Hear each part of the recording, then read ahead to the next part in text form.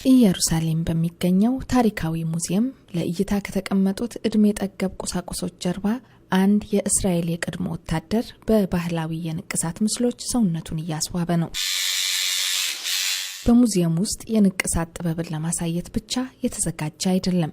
ይህ በሰውነት ላይ የሚከተበው የንቅሳት ጥበብ በውትድርና ሜዳ ለነበሩና ጦርነቱ በሰውነታቸው ላይ ጥሎ ያለፈውን ጠባሳ ለመሸፈን በሚል ዓላማ የተጀመረ ነው። ክሬግ ደርሽዌትስ የንቅሳት ጥበበኞች ለእስራኤል የተባለውን ፕሮጀክት ያስተባብራል። And by tattooing over those scars, what we're doing is hoping to erase as much as possible of that painful memory.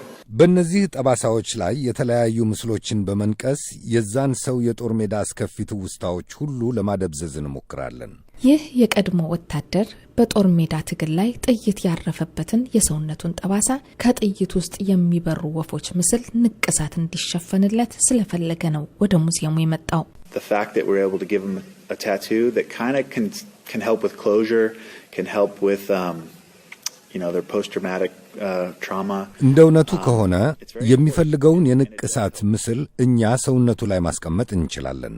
በዚህም አእምሮ ውስጥ የተቀረጸውን አስከፊ ትውስታ ለማጥፋት አንድ ተሳትፎ ይኖረናል ማለት ነው። ይህ ደግሞ ለእኛ ትልቁ ስኬታችን ነው።